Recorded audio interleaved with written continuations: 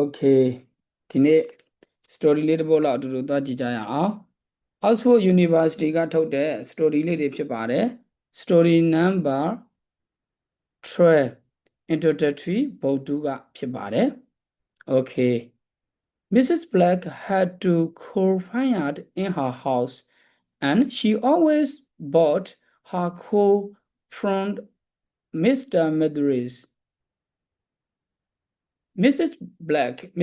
မှာ had ရှိပါတယ်တဲ့ to coal fired coal fire ဆိုတော့ကြောင်မီးသွေးဖို့နှစ်ဖို့ရှိတယ်တဲ့ in her house သူမရဲ့အိမ်မှာကြောင်မီးသွေးဖို့နှစ်ဖို့ရှိပါတယ်တဲ့ and ပြီးတော့မှ she always သူကအမြဲတမ်း bought ဝယ်ခဲ့တယ်တဲ့ her coal သူမရဲ့ကြောင်မီးသွေးကိုတဲ့ from Mr. Medris ဒီမှာပဲဝယ်ပါတယ်တဲ့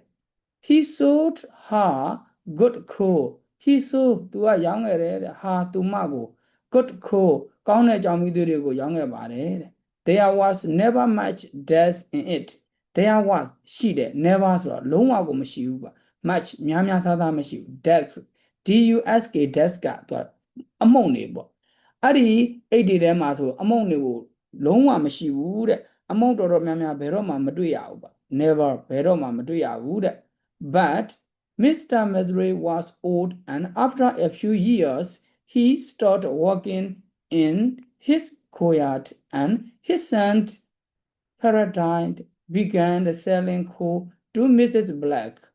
But Mr. Medris was old, and after a few years, he stopped သူကရပ်သွားတယ်တဲ့ walking အလုပ်လုပ်ခြင်းကို in his courtyard ဒီကြောင်မီးသွေးကွက်တွေမှာသူ့ရဲ့ကြောင်မီးသွေးကွက်တွေမှာအလုပ်လုပ်ခြင်းကိုသူကနားသွားခဲ့တယ်တဲ့ရပ်သွားခဲ့တယ် and ပြီးတော့မှ his son သူ့ရဲ့သားဖြစ်တဲ့နော် Paradise ကသူကဥဆောင်တယ်ပေါ့ began စတင်တယ်တဲ့ selling ရောင်းခြင်းကိုစတင်ပါတယ်တဲ့ coal ဒီကြောင်မီးသွေးတွေရောင်းခြင်းကိုစတင်တယ်တဲ့ to Mrs. Black Mrs. Black ဒီကိုကြောင်မီးသွေးတွေစတင်ရောင်းခြင်းကိုစတင်ပါတယ်ရောင်းခြင်းကိုစတင်ပါတယ် he brought two နော် sacks coal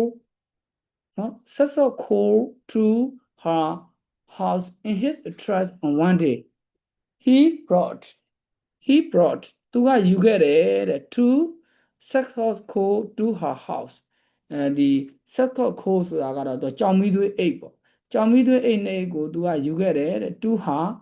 house သူမရဲ့အိမ်ဒီတို့ယူခဲ့တယ် in his truck သူရဲ့ truck ကားနဲ့ယူခဲ့တယ် one day တနေ့မှာပေါ့တနေ့မှာ truck ကားနဲ့သူမစီတို့ကြောင်မီးသွေးနဲ့ကိုယူခဲ့ပါတယ်တဲ့ and ပြီးတော့မှ Mrs.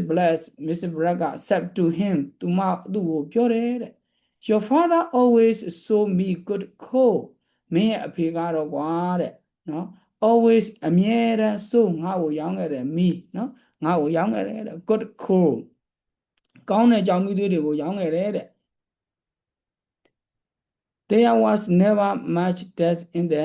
sacks အဲ့ဒီမှာတဲ့ဘယ်တော့မှအဲ့ဒီအိတ်တွေထဲမှာအမုံအများကြီးမပါဘူးတဲ့အမုံအများကြီးဘယ်တော့မှမတွေ့ရဘူးတဲ့ I do that true young Mr. Medris said Mr. Medris ကလည်းပဲဆက်ပြောတယ်တဲ့နော်ပြောတယ်တဲ့ I do that true ငါလည်းဒီလိုပါပဲကွာတဲ့ငါလည်းအဲ့လိုအဖေလုပ်တဲ့အတိုင်းလုပ်တာပါပဲတဲ့ပြောပါတယ်တဲ့ပြန်ပြောတယ် A few months later he brought Mrs. Black another two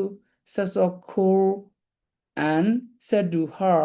did you find any dust in the last sack of coal A few months later လာအနည်းငယ်ကြာပြီးတဲ့နောက်မှာ he brought သူကယူခဲ့တယ်တဲ့ Mrs. Black အတွက် another true sacks of coal ဆိုတာကတော့သူကမီးသွေးအိတ်နဲ့အိတ်ကိုထပ်ယူလာတယ်ပေါ့အဲပြီးတော့မှ said to her သူမကိုပြောတယ်တဲ့ did you find any dust in the last sacks of coal အဲ့တော့မင်းနောက်ဆုံးနော်ဒီကြောင်မီးသွေးအိတ်တွေထဲမှာမင်းကုန်ကန်နီးမှာကွာတဲ့အမုံတွေပါတယ်တွေ့ခဲ့သေးလားတဲ့သူကမေးရပေါ့မေးတော့ no I didn't find dust in the sacks of coal answered Mrs. Black ကဖြေခဲ့တယ်တဲ့ no မတွေ့ပါဘူးတဲ့ I didn't find မတွေ့ဘူးတဲ့နော် dust in the ဆက်စော့ခိုကြောင်မီးသွေးတွေအိတ်တွေထဲမှာတော့ဒီအမုံတွေအမွားတွေကြောင်မီးသွေးအမုံတွေငါမတွေ့ခဲ့ဘူးတဲ့နော် I found ငါတွေ့ခဲ့တယ်တဲ့ some pieces of coal in the ဆက်စော့ dust အမုံအိတ်တွေထဲမှာတော့ကွာတဲ့ကြောင်မီးသွေးအပိုင်းစားအချိုးလေးတွေပါတယ်ပေါ့သူဟာတာပြန်လို့မင်းကအခဲအိတ်ပေးရလားအမုံအိတ်ပေးတာလားမသိဘူးတဲ့ငါကတော့မင်းပြောသလိုတော့မတွေ့ရဘူးကွာငါတွေ့ရတာတော့အမုံအိတ်ထဲမှာနော်ဆက်စော့ခိုးအမုံအိတ်တွေထဲမှာကြောင်မီးသွေးအပိုင်းစားလေးတွေတွေ့တယ်လို့သူကဟာတာနဲ့ပြန်ပြောတာပေါ့အဲ့ဒါကိုပြန်ပြောတာဒါကြောင့်မို့ဒီစတိုရီလေးတွေကဘုဒ္ဓလည်းရပါတယ်ဟာတာဉာဏ်လည်းရှင်စေပါတယ် grammar ရေးလည်းကောင်းပါတယ် okay let me stop here thank you so much good luck to you